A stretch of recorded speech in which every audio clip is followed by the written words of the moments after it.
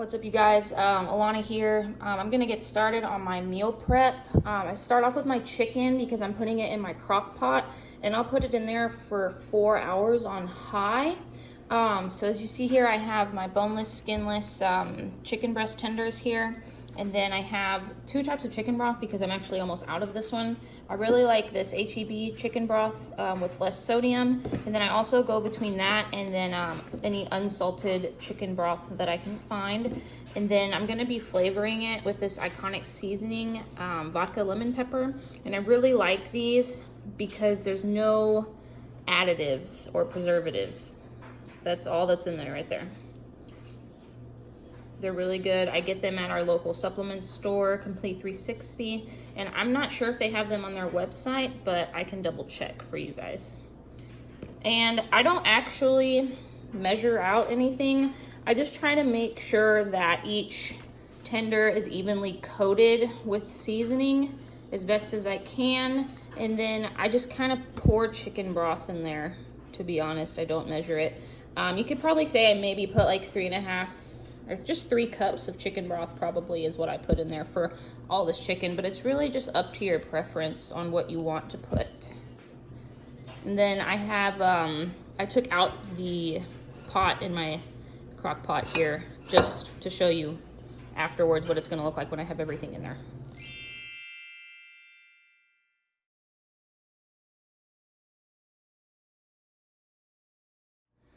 Okay guys, that took maybe about 5 minutes. Super simple. And as you can see how much broth I put in here, I don't put enough to cover all of the chicken on top to where it looks like they're drowning.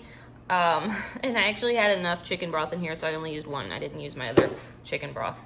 And also too, while I'm touching raw chicken, or any raw meat actually, I wash my hands if I go to touch anything else, and I need to sanitize this with Clorox wipes and my counter too, because I did touch them after touching the chicken. And just a quick look here at the type of crock pot I have. I don't really know what kind this is. Jordan got it for me as a present because I kept complaining that I wanted a crock pot. And so he got me this one, and these are the settings that I have. I put it on 4 hours here. And put the lid on real quick.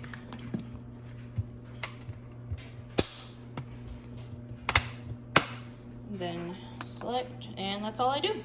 And then I just wait 4 hours until it's done. So at about 3 hours, what I like to start doing is I like to start cooking the rest of my food. So my ground beef, my vegetables, anything else that I need to cook. So then by the time this chicken's done, all I have to do is take it out and place it in my meal prep containers. Okay, so now my chicken over there in the crock pot is done cooking, and I actually threw my frozen broccoli in there with the crock pot chicken to see if it would work, and it did. So now that's one less thing I have to cook. And I'm cooking my frozen zucchini here in my Instant Pot. And it's super easy. I just put a cup of chicken broth, throw all my zucchini in there, and close it here. I do pressure cook, and I do it for 1 minute. And it'll probably take about 10 minutes to pressurize, and then after that it'll be done. That's all I gotta do. Just to clarify, guys, on my Instant Pot, I don't have the manual cook button. I have the pressure cook button. And so I just press pressure cook, which is manual cook, on high pressure, and then I just set it for 1 minute. My student Gonzalo gave me some Holy Grail seasoning, and I put some meat in there already, some meat seasoning, some meat one right here. This is a spicy one. And you just kind of liberal with it, you know, it's a field-based process. We basically cook our meat like we do taco meat for our meal prep. Just season it up. Now, if you're training, you're trying to cut weight, you really don't want to add a lot of salt, so just add none. And then use some of this stuff, this iconic flavors from Complete 360, and there's like hardly anything in this. Yeah, what we like most about them is, like I mentioned earlier, is there's no preservatives or additives in it. Yeah, so that's really like lean and stuff if you're really trying to worry about it. But like right now, I don't have any weigh-ins coming up, so it's like real easy to just do that. And then I keep it on like high because it's a lot of meat. So, and then also when I'm doing it, I like to chop it up into little pieces, and it's therapeutic. So pretty much just stab it like this. He thinks of me. And think of her. Forgot my anger on the meat. And then, of course, you know, with any of your meats, you want to just cook it until there's no pink left. Yeah, and I keep it relatively high because I want to be here all day. So just keep chopping it up. And if you feel like you didn't put enough seasoning, you can always just go back to the seasoning rack and throw more on there.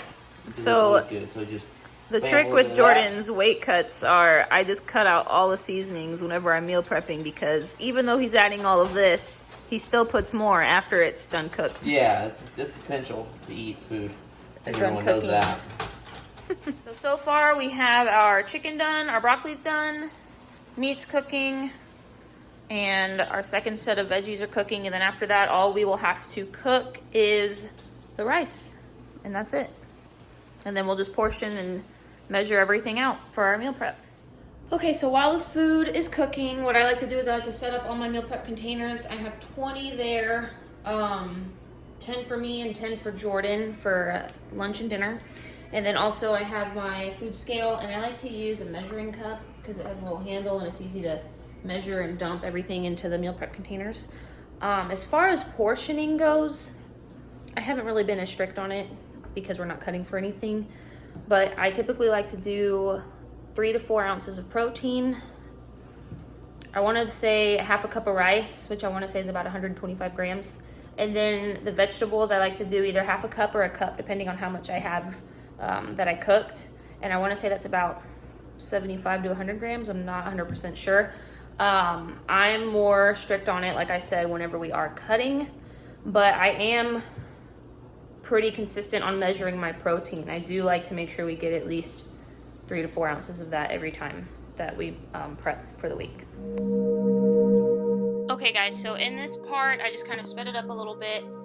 When you weigh out your food, whatever you weigh it in, place it on the scale and make sure you press the tare button, so that way it zeroes out the scale. So then that way whenever you add your food, it doesn't add the weight of the object you're weighing it in plus the weight of your food. It just zeroes it out, so all you have is the weight of the food to throw into your containers. Okay, so we have our chicken and broccoli portioned and our ground beef and zucchini portioned. Now it's time to cook the rice.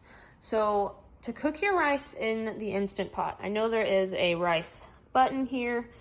That is for white rice only. I will be cooking brown rice.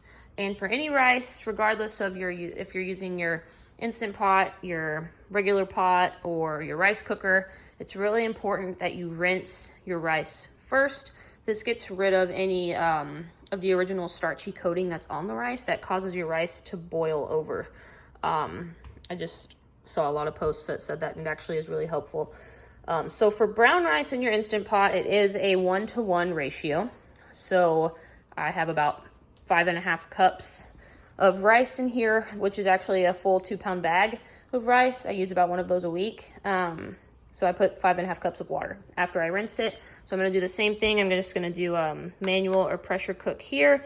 And Instant Pot's website said to cook it for about 23 to 28 minutes. I do 25 minutes. And then you just close the lid. And we're good to go. Okay, so the rice just started cooking. And while it's cooking, I'm going to start making my breakfast casserole. So I have some ground turkey here, some mushrooms, bell pepper, and I already mixed in my eggs. I mixed 6 eggs with 1.5 cups of egg whites, and I already preheated my oven. It's preheating at 375, and I'll cook all of it for about 25 minutes.